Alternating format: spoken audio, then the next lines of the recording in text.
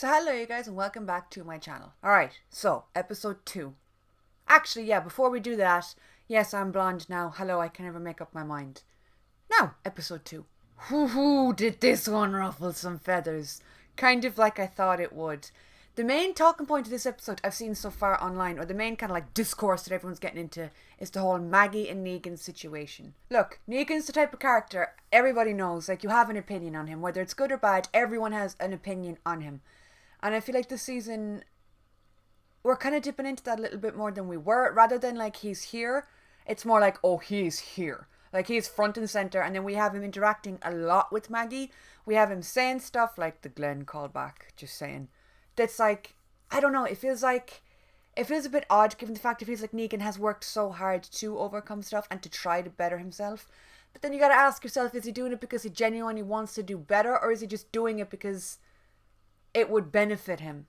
Now listen, I feel like him name dropping Glenn really got a lot of people mad, but I feel like that was just a way to try and speed things along, you know? Like Negan knows, okay, my time is limited, they want me dead, specifically she wants me dead, so I'm just gonna do whatever I can to get them to hurry this up and stop dragging it out. Like in the jail cell, when he was really trying to draw her out and get her to kill him, basically. I think that's kind of a little bit what that was too. And also I think it's just that he doesn't know how to be around her. You know, it's awkward. He knows she wants him dead. He knows that she's never going to like him. She's never going to warm to him, no matter what he does. I've had a lot of people in my comment section kind of on Negan's side saying, well, look, there's been a bunch of time jumps. He has changed. He has done better. He's saved people. Blah, blah, blah, blah, blah. That's fair. We've seen that. Maggie's not going to give a fuck. Maggie's not a viewer. She's not a Negan stan. She does not care. To her, he killed her husband and Abraham, obviously. But like, he bashed Glenn's head in front of her. That's never going to leave her. She's never going to want to play well with him. I completely don't blame her. I'm on her side with that one. But at the same time, I did say this back around the time of the jail cell scene where he kind of begged her to kill him. It's like, okay, if you're going to let him live and you're going to let him suffer or whatever, then you got to let it be. You know what I mean? You can't be kind of threatening to kill him at every chance you get. You have to just make a decision and move on with it. You know? Him choosing not to save her has people so up in arms. And I'm like, I do get it. But it not interacting and not inserting yourself into that situation, that's still an action in itself. If she had died, it wouldn't have been his fault, but it would have been his fault that she wasn't alive, if that makes sense, because he didn't save her. He just didn't interfere. So like, it's not really the same thing as killing her, but it kind of would have been at the same time. And I'm like, oh my god. Oh my god. And similarly, I feel like that is in Negan's character, but at the same time, it's not. Because I feel like he has tried to like change and grow and become a better person, even if it is just for show. Seeing that kind of old Negan smirk come across his face when he was on top of the train cart, I was like, oh, okay, alright. What? Why? Then again, he is a character that you never really can predict, so... Is it in character? Probably. The scene with, I want to say his name is Gabe, but I'm going to Google it just so people don't get mad at me. Because, oh boy, were people telling me off in the comments for not recognising Santa Claus. The Santa Claus dude that was with Daryl and the Ron lookalike that got killed in the train. Was it Gabe? What the fuck was that child's name? Gage. Okay. Alright, well, that's fair. Okay, Gage. Right, well, whatever. He had a backstory, and to be fair, I had forgotten about that. I forgot that he was one of the little cunts that beat up, wasn't it Lydia? That scene where he beat up her, and it's like, he's done things in the past. He was a little prick, yeah. And also, I said in the reaction, why didn't she just open the door? This could have been avoided, and you'd people pretty much telling me I was stupid. It's like, she couldn't open the door. Okay. The argument that's been made for Maggie is she couldn't open the door and they didn't have enough bullets. My argument is you could have jammed the fucking door open and then dealt with what came, because she chose not to save the kid, which is choosing to simply not interfere. It's choosing to just let fate happen, whatever that may be, which is the exact choice that Negan made that she condemned him for seconds before the Gage, whatever, situation. So that is, I think that's hypocritical on her part. That's just my opinion, whatever.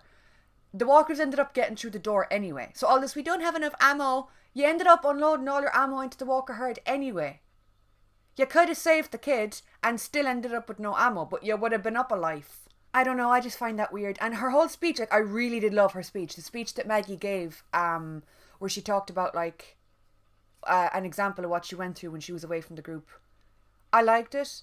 But at the same time, I'm like, there's so much that she hasn't told us. Did she just come back to the community and not tell anyone anything about where she'd been? Like, we saw it at the end of this episode too. She told Daryl something about some kind of secret place that has supplies and stuff. And Daryl was like, what? Like, she doesn't really share with the class. Like, she's back in our group. Or at least coexisting with our group. How about you tell us a little thing or two about where you've been and what you've been through so we can get a better gauge for where you've been at mentally. And we can, maybe try and help you. Yeah, I don't know. I feel like Maggie's a wild card, and I do love her character, but it's just she was gone for so long, and there's so much that we haven't been filled in on, and we're getting kind of odd retellings of small things she experienced, kind of shoved in here and there. Her and Negan, the conflict between the two of them, it's going to be a focal point until he dies, because I really do think she's going to kill him eventually. But I'm loving the tension. I'm loving the spicy tension. It just brings such an uneasy feeling to every scene the two of them are in, and I like it. Eugene as well was another one that just stole the episode for me. Oh my god. They were like, hey, are you lying? And Eugene was like, right, I'm going to tell you a story and also I'm a virgin. I'm going to go cry now. I'm so stressed. My friends could be dead. Leave me alone. I felt so bad for him because, kind of like with Gabriel, Eugene, and like with Princess as well, Eugene is the type of character who came into the show as one person and is just not even a semblance of who they used to be. Like, Gabriel is just a ninja badass motherfucker. The father has a dark side to him. But Eugene came in like, he was such a timid little absolute pussy. Like, he was when we first met him. And seeing him grow into the person that he is now, and seeing him try to work with what's been thrown at him. I don't know, I just feel for him, I do. And I hope that it is Stephanie that he met and it's not just a liar and we're not being tricked. Because I would like to see him happy. I would like to see him have something for himself, Yeah, he just stole the episode for me with that little speech that he gave. Princess is another one, the last 2 episodes, that's been standing out big time. She's just, I fucking love her. I think she's great. She's running the little, or she was, because they're out of there now, I guess. But back when they were in the jail, she was running the little jail cell with her little pink furry coat. She was writing fan fiction in her head about the guards around her. And she's interesting to me because usually people that are very talkative and very expressive and super like out there as she is, they're not generally the silent observer types either. So she kind of seems to have the best traits of the personality types that you could have, I guess. So I love her. I fucking love her. I think she's incredible. Since we got her backstory in the bonus episodes recently, I've been looking at her different, and I really, really like her. I think she's great. And of course, we gotta talk about the ending with the Party City Reapers rolling up with their little fucking gear on, I guess. I do stand by what I said. Everyone in the show, well, I love it. I do love it. I'm not talking shit, don't get me wrong. But everyone in the show, particularly the villains, I was going to say the Negans.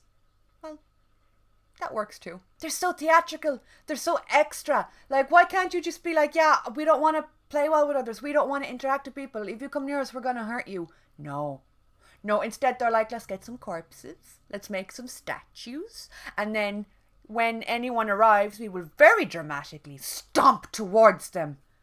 While our pathway is lined with corpses. That would be so fun, don't you think, guys? Don't you think? I mean, the Whisperers had much a more subtle approach. Like, they were more like, psst, we're here.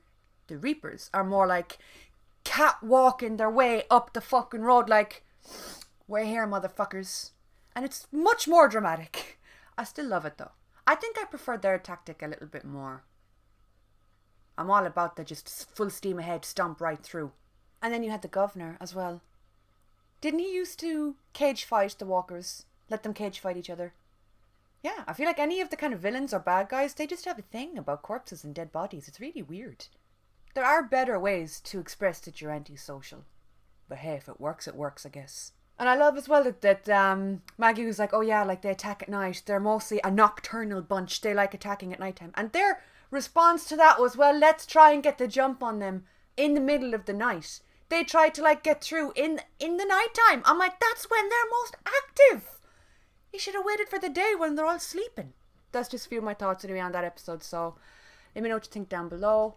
The reactions as well. I had a few comments about the run length on it, that it was shorter than usual. That's because I don't know if everyone else is having this trouble, but with copyright, oh my god, the last 2 episodes have been a bitch.